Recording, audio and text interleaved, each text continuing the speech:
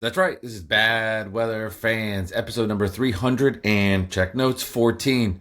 Mike Biseglia, Alex Benesowitz, and the Brooklyn Nets owner calling the championship feeling for the Nets, well, an embarrassment.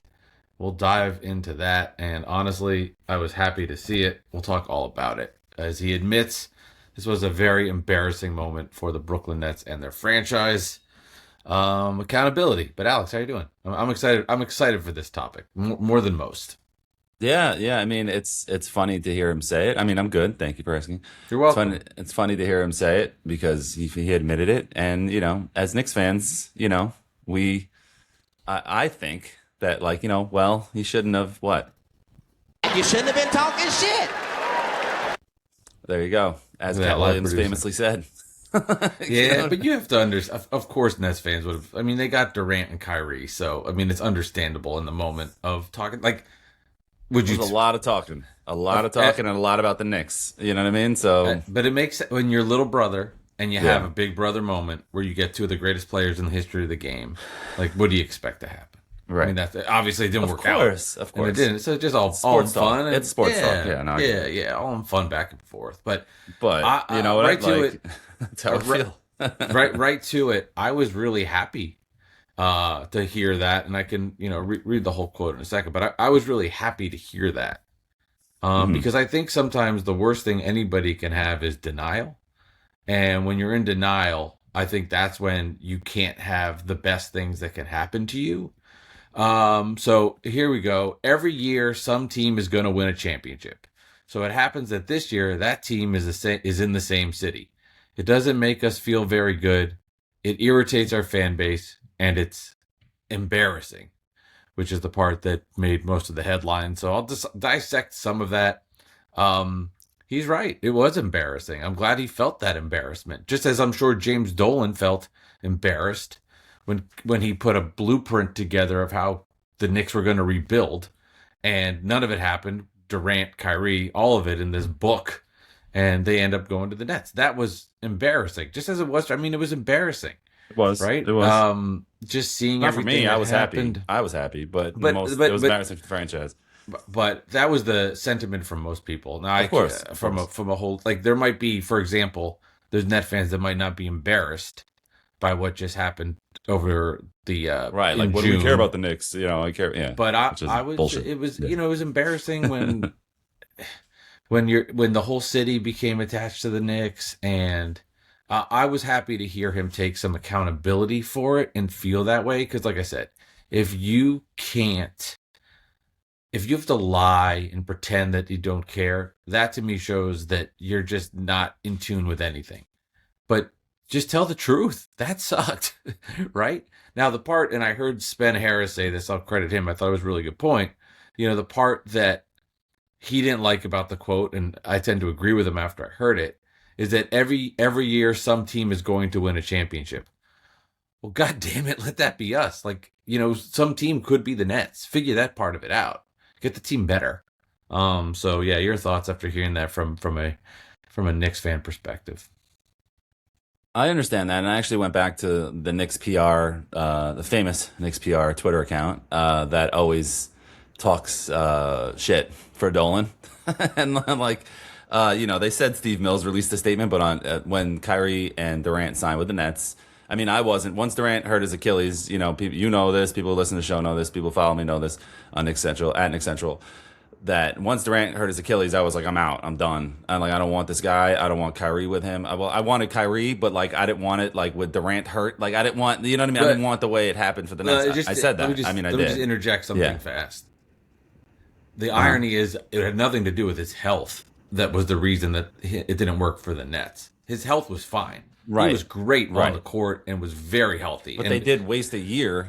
They did. You They know what I'm did. saying? They wasted a year. But So they that's what I wasted a didn't year wanna where they do. got to a point where they were ready to win a championship. Like, that team was ready to win a championship. Sure. So them not winning had nothing to do with the injury. It had everything to. And remember, that first year that they wasted ended up being the bubble year. So if you had to pick a year to not have him play, that was the year. Now, I'm just saying they didn't win a championship not because anything to do with his getting hurt. Although he was was always hurt. So I will say that. But it was nothing to do with the Achilles, man. Like they didn't win a championship because there was some rotten things with personalities. But anyway, I want to say that. I just felt that it wasn't just because of the injury, which was a big part of it, which you're right. That, that's a very good point. But it was a part of like the injury that was going to lead to the circus because he wasn't, it felt Circus, like sure. it was over. Like once he got hurt, it was over. Like the dream was dead. You know what I mean? We had to pivot to a different situation. The Knicks had to pivot to a different situation and it wasn't going to work. And to their credit, before I read the statement, to their credit, they were able to pivoted the right way. They didn't pivot and sign an Amari Stoudemire equivalent. They pivoted like in 2010. They pivoted. I mean, they signed Stoudemire before LeBron made his decision, but whatever. You know what I'm saying? Like they were like, we have to get somebody. We did all this. We have to get somebody. Let's land somebody. And in 2019, they didn't do that. They just went out and signed a Julius Randle, who turned out to be an All-Star and All-NBA player, as much as we dislike him, and now he's a big Nets player. They went out and signed Alfred Payton, who like we make fun of him, but he's a professional point guard. They went out and signed Reggie Bullock, who became a big part of that 4-seed championship that they had versus the Hawks, and they lost in the first round, but he was a big part of that team. They went out and signed Bobby Portis, who was a big piece for them for a year or two. You know what I mean? Like not a big piece, Sure. but he was a quality NBA player. They signed NBA players, which is what the Nets are doing now, which is smart. Like just get guys in there like Julius Randle, like what he's like the franchise turnaround guy. But the point of what I'm trying to say is that what the Knicks said at that time in 2019, after Durant and Kyrie made the decision, because they were getting mocked everywhere by the Stephen A. Smiths, Kellerman, every social media site that's on steroids to what's happening with the Nets right now with the Adam Shines of the world, who are saying they need to move or fold as a franchise and this stupid crap that they're saying. Same stuff. So they had to say something, and they felt they had to say something. They didn't have to, but they felt they had to address the fans, and they said, quote, while we understand that some Knicks fans could be disappointed with tonight's news, we continue to be upbeat and confident in our plans to rebuild the Knicks to compete for championships in the future through both the draft and targeted free agents. And we should have listened to Alex B at Knicks Central because then we would have been a championship earlier. No, they didn't say that last part, obviously. But, but that's, it just shows like, I mean, they were right. Like, it worked out. I mean, it took 6 years, which is if in 6 years you're winning a championship, Mike, I'm sure you take that. You know what I'm saying? Like, so, yeah, of course. they pivoted. It's all about the right pivot. And the Nets, you started this crap. You didn't win the lottery, but now you got your pieces, you got your draft picks, you got quality NBA players, all-star level players in Porter and Randall, and like now you just got to keep building. You have a good coach, we think, and like just keep building, and you'll see what happens. But as a Nets fan and as the Nets organization, they should be embarrassed about what the Knicks did and how they ended up winning this run of from 2019 to now. They came out on top. And they're the ones who can laugh at the Nets, and that's it. And of course, you should be embarrassed. And Joe Tsai was right to say that. So it is what it is. Yeah, a few things from it. One, I think it just has an underlying belly that there is a rivalry, very, very much there. That if definitely some Net or Knicks fans don't want to admit, it's like there. And the problem is these teams have just never been really good at the same time. It had potential. It was close. Like if Durant and Kyrie don't bolt, Nets Knicks last couple of years would have been very good theater as the Knicks were ascending and the Nets were a good basketball team. There would have been some very good basketball games back and forth. Didn't happen. Durant, Kyrie bolt, Harden bolts, even and now the Nets. Nets have that 1 year where it's just kind of mingling, and then they go into full rebuild mode. And we've seen what we've seen the last couple of years. Just don't have the roster to come even close to compete with the Knicks. Although they almost beat them one of the last games of the regular season. But I say all that because it is bubbling up, and I think for Net fans, because I feel it with the Knicks winning, you're so ready to like take them on and get better because you don't want to be embarrassed anymore. You had asked me, Alex, maybe a couple months ago, like, was it easier to handle with the Nets being so bad with the Knicks winning a championship, or would it have been more frustrating if, the Nets were a 3 seed and they lost in the second round or third round or something like that? Like, the pain would have been more excruciating. Don't get me wrong. Like, if the Nets lost to the Knicks in the Eastern Conference Finals or something like that, would have been unbelievably painful, but it wouldn't have been embarrassing. Big difference. So you could have acknowledged, like, this sucks. That was awful. I'm so jealous.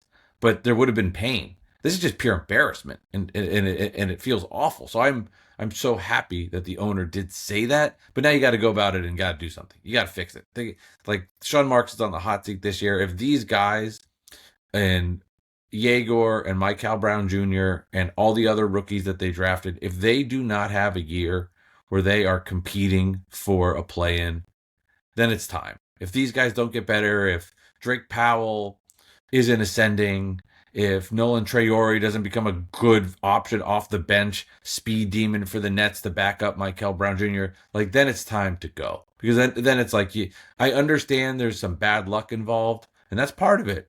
They didn't win these lottery picks. They got 6 and 8.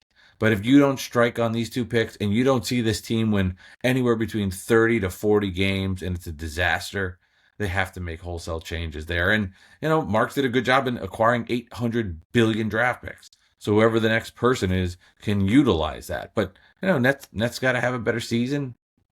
And it starts coming up soon. And, acknowledge it was embarrassing, move forward, and punch back.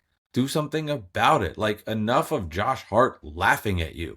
Like, he has the where the Nets need to change is the lack of respect that the Knicks have for the Nets.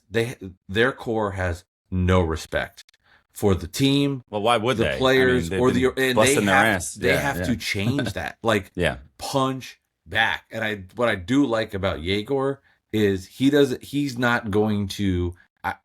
I think as you see him ascend as a leader and get better, he's going to punch back. Mikal Brown Jr. will punch back. Julius Randle will punch back. Julius Randle will be the guy. That's what I was waiting to say. Enough. He'll be coming back. Enough of just, they have no respect for them, and that's what maybe bothers me more than the winning and the losing. It's just the lack of respect and the embarrassment that those players have. Like, I promise you, the Knicks respect the Celtics. They respect the Spurs. Obviously, this was at the highest level of basketball being played, but Nets got to get back to where they're not the Spurs anymore. where they're punching, where they're punching back. Trust me, they do.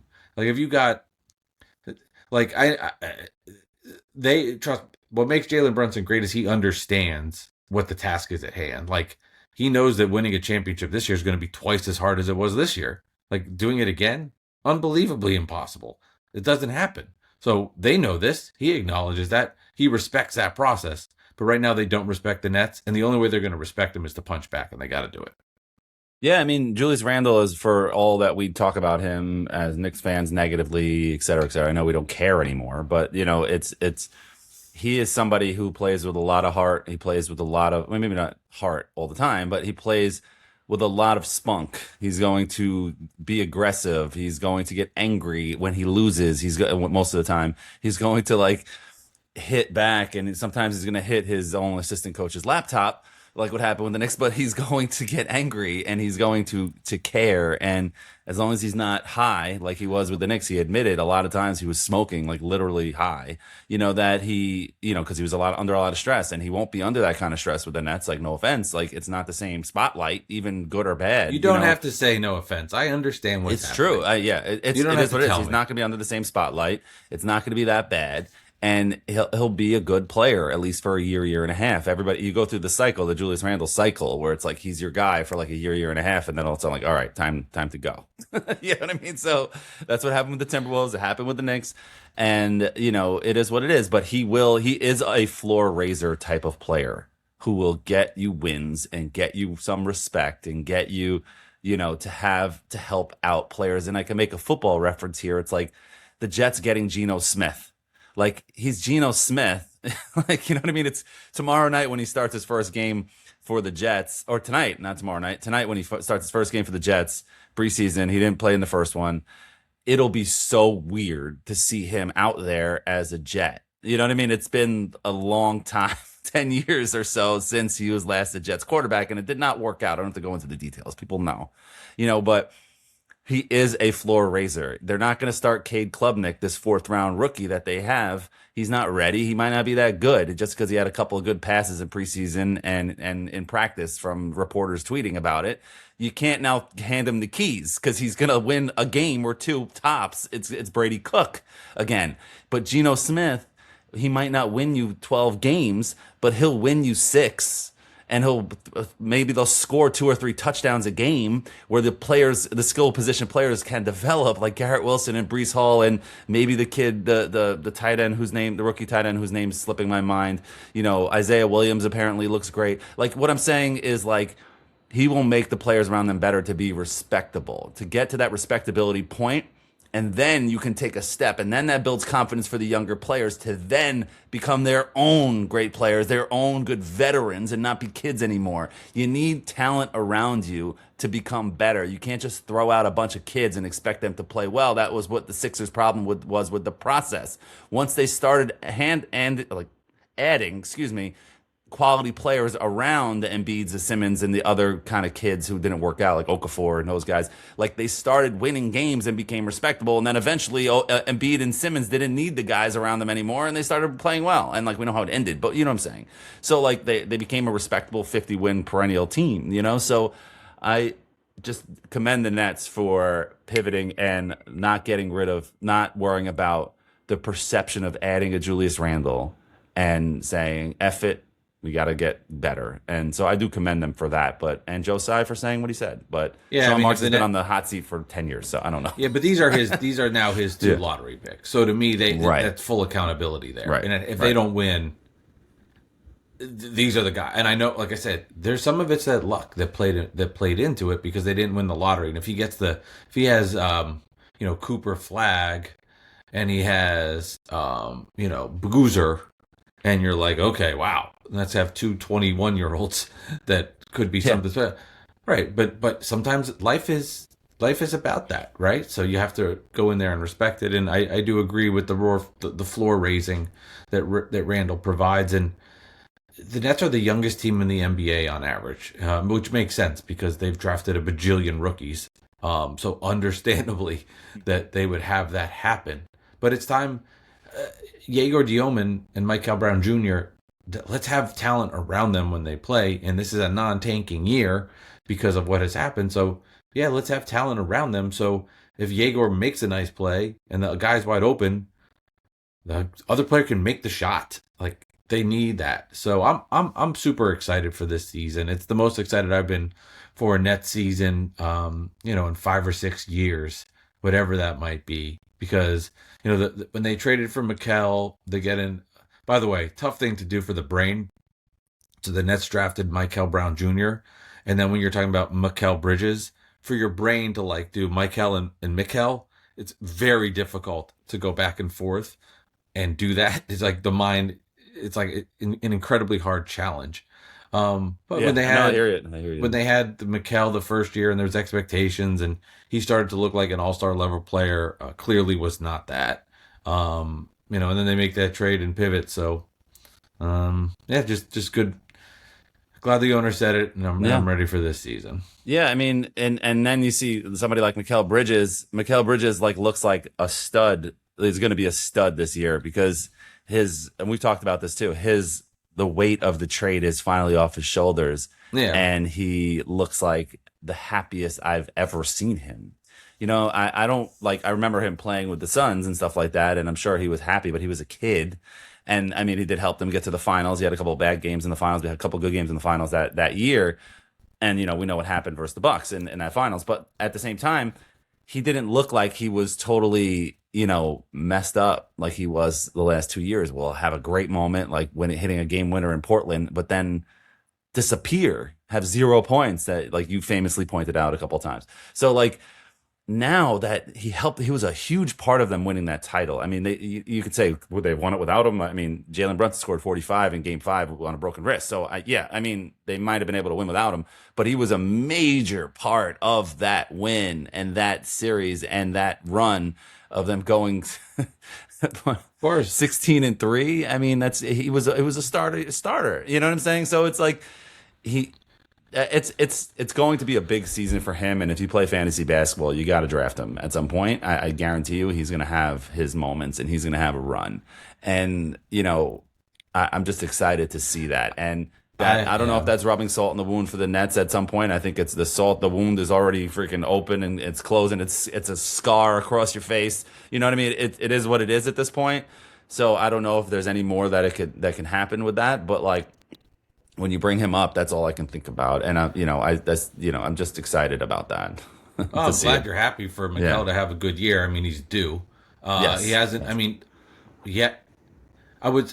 The Knicks won a championship, so it doesn't matter. But overall, he has not been the level of player that he was acquired for with the amount of I don't assets know, that because was the dealt. playoff moments that he's had over the last 2 years have made me not, Right. that No, equals the I get level of the that. trade for me. You know Totally what I mean? understand. Yeah. Totally understand. The plays in Boston 2 years But ago, the championship run too. It's it. no, Like he that's ma- why he, I make the trade. totally agree, Yeah. as they should do it every time. Mm-hmm. But I think from a Nets fan side, like they got 3 unprotected draft picks coming from the Knicks, so Yeah. that's the reward there. They But what already are those drafted going to two be? Well, we players, don't of have to Ben get into Saraf and Nolan that combo Traore. again. Yeah, They got 3 unprotected picks. It's not like the trade is over. The trade has Yes. just begun. Okay. Well, Mikal Bridges' career isn't over either. So Totally.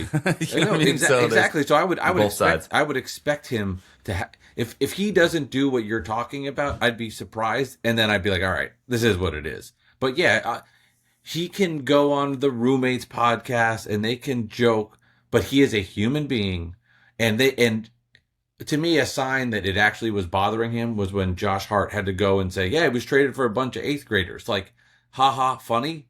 Yeah. But the reason he's saying that is because he had to defend his friend. And that's exactly what he's doing. And why is he defending him? Because there was pressure on him that he felt, not just from the media, but from himself, that he was dealt for 5 unprotected firsts and a pick swap. So ultimately could be 6, probably won't be.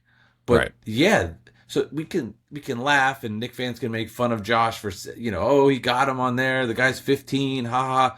But he was saying that to lighten it so that Mikal could relax and play better. He was being a so good there friend. Absolutely He was being a good friend. was Yes. Yeah, pressure yeah. on him. And we can minimize the Nets because they're not the Knicks. But the fact that it was in the same city Oh, it made it worse. did Yes. add to it. Yes. Did add to it. Like if he was dealt from Phoenix to New York, and these are two franchises that don't really ever see each other, yeah, the pressure's still there. But because it's in the same market, That's a great point. he's in that bubble with the Nets who are there. So it makes it rise even more.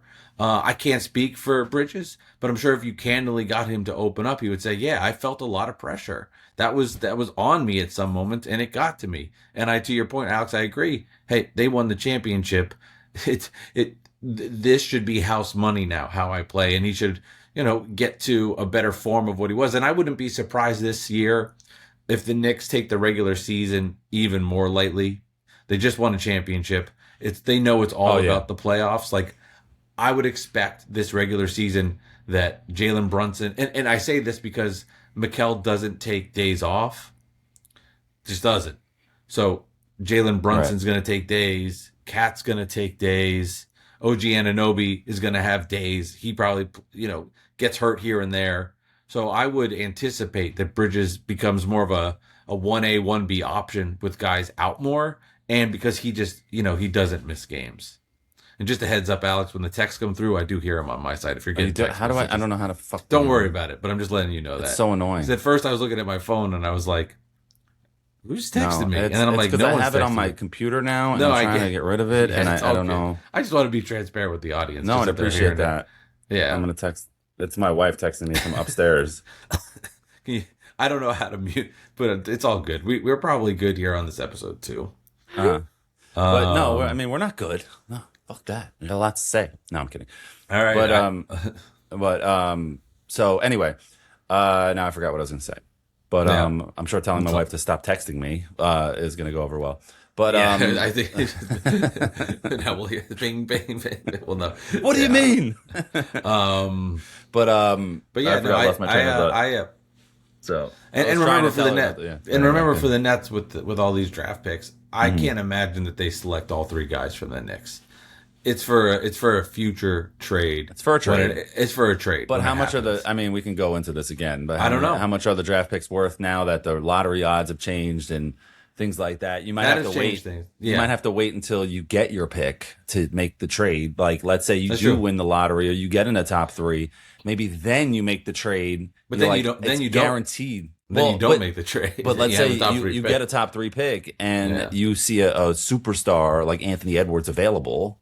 do you take a swing on a guy that might be good in 5 years? Do you take a swing on a guy that's good now? Well, that's you know what I mean. It depends that's on what your the Nets timeline. are doing. Well, that's what the Nets are doing. The idea is Yegor, and here's what they're thinking. It's why they didn't trade for. The Nets had the assets to try to get a Giannis, for example, but then they'd have Giannis and nobody, and they'd suck.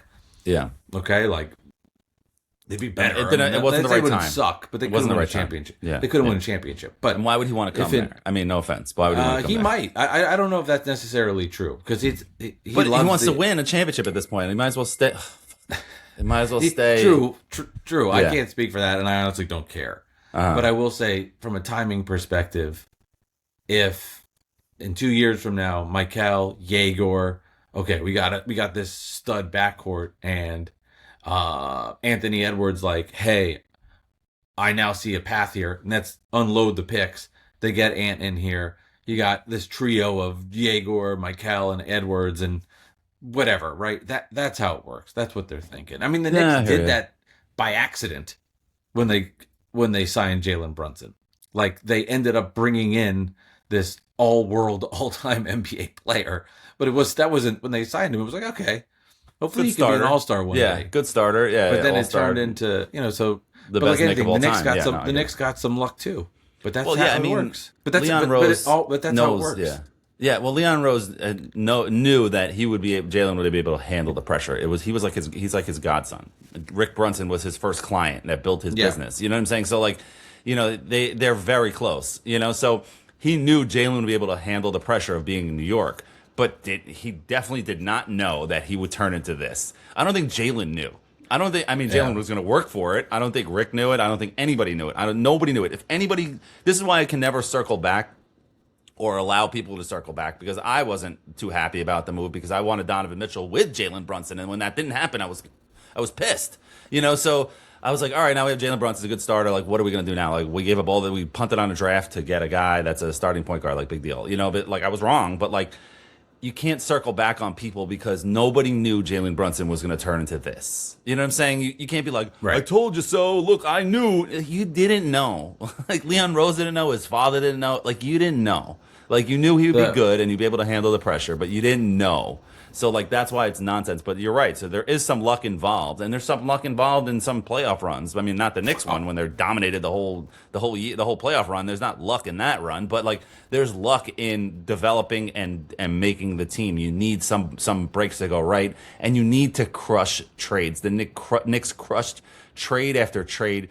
They got lucky in the lottery when they got the third pick and ended up with R.J. Barrett and not John Morant or Zion. They developed R.J. Barrett and Emmanuel quickly later in the draft. That wasn't luck. That was a great pick. And they ended up packaging those guys for OG Anunoby, who became one of the best Knicks of all time. And they also traded a Cam Reddish and a first-round pick, or it was I don't know if it was the first. Cam Reddish was the key to the deal for Josh Hart. And then they traded Mikal Bridges for 5 picks. We know that one. They got Karl Anthony Towns for Julius Randle and Dante DiVincenzo. And DiVincenzo was a beloved Knick for the big shot in the game versus Philly and whatever. And he's a tough guy, part of the Villanova crew. But you had to give up something to get something, and then you get Towns. You're like, ugh, you know what I mean? Like, we got this guy, he's soft or whatever. Yeah. And now they crushed those 3, what did I say, 3 or 4 trades, whatever it was. Yeah. And that's why they are where they are. And like, if you want to make a baseball reference, the Mets trade Pete Crow Armstrong for a bag of balls, and like now they suck. If you had this superstar player in their lineup with Soto and Lindor and all these guys and Nemo, you might not get rid of Nemo and Alonso because you're winning a lot of games. Like, you know what I'm saying? I mean, so it's just, there's trades in that are it's weird to be on the positive sides of those trades. Like, even before they won the championship, it was like, wow, this is strange. Like, Blazers fans are probably pissed. You know what I mean? Like, there's like all of these, the Mavericks fans are in shambles. You know what I mean? I know they got Cooper Flag. They lucked into that. But like, because the NBA, fixed that one for them because it was a business decision because the Lakers were selling. They had to get Luka over there and because they knew LeBron was going. But either way, the Mavericks fans are pissed. The Blazers fans are pissed. The Timberwolves fans are pissed. Like, we got Julius Randle for Towns. Like, what the hell is going on? So it's just, it is weird being on this side, but this is what happened. This is how you win. You know what I mean? You win championships. You get some luck. Like the lot. Also, let me say something as well. This is something that's been bothering me. People are like, the Knicks run started when they got Leon Rose and they hired Tibbs in the 2021 year, and it took them 5 years to win a championship, and that's bullshit. The Knicks run started in 2018, when they tanked and they tried to get Zion and they tried to get Durant and Kyrie, and they got the third pick. They lost it out and they pivoted to Randall, and they ended up with R.J. Barrett, and that's when the run started. That's when the documentary starts on this run, was that year. It doesn't start after COVID, it starts before COVID. Because so when people say the Knicks didn't tank, they did it differently, they made smart trades, and yes, they did. But without tanking and getting those assets of that year, they don't turn into the team that they are today. Because you needed those assets, you needed those players, you needed that run, the Hawks run to get to the 4 seed, to get to the team that they are, to build the respectability. I know they went down a year after that, and they realized what they had to do, and blah, blah, blah. But the whole run starts in 2018 when they tanked it. They said, F it, let's blow it up. Let's try to get Zion. Let's do what we got to do. And they ended up with R.J. Barrett, who was the best person for the job. And I know he's not John Morant. He's not as good as Zion Williamson, but he's a very good player, starter in the NBA, and he was our guy, and we built him up, and that's what built up his trade value, and he went home to Toronto, and I'm sure he's happy. Maybe he's not. I don't know. But either way, that's what has been bothering me as well, as people saying I agree. that I agree. it started in 2021. Maybe the Porzingis trade. Maybe it started with the Porzingis trade. It really did. I mean, you're right. I forgot about that. You are absolutely right. That is where the net fan documentary here starts. to clean it up. No problem. Thank you. That's where the documentary starts, is when what's his name? Porzingis. Not Steve Mills, the other guy. Perry took over as GM, and he told Melo, he's like, you have a no trade clause, I'm trading you to the Thunder. And he's like, no, I don't want to do that. I was like, all right, well, show up to camp then, bro. Come to media day. And Melo's like, yeah, no. And then when we got to the week before media day, he's like, all right, fine, I'll go to OKC. And he got him to waive that no trade clause. Melo's a beloved Knick, and don't get me wrong, but at that time he was not beloved. He was becoming a pain in the ass, and it was time to go. It was time for a divorce. And Porzingis was, they traded Porzingis, they got rid of Melo, and then they blew it up, and they started from scratch, and they built it into the team they are today. Without Perry, and not Steve Mills, because he was been around and he was a joke. But without Perry making those moves and clearing the deck for Leon Rose to take over, Leon Rose is not able to turn this team into a championship team that he did today. I agree. Yeah, no, I agree. Sorry, I had to say it because I'm so tired of hearing people on the radio and TV and saying, when Leon Rose took over, they did it differently. And the Knicks did not do it differently. They blew it up. They started from scratch, and then they built it up. It might have been a different GM that took over. It might have been a different president that took over in the middle of that. But without that, they can't do what they did. So the Nets are doing the right thing. They blew it up, and now they're starting to add pieces and build up the team. And I hope it doesn't happen, but this can turn into a perennial contender now because they blew it up and they cleared the deck, and now they're trying to add assets, and they're finally done with the tanking bullshit.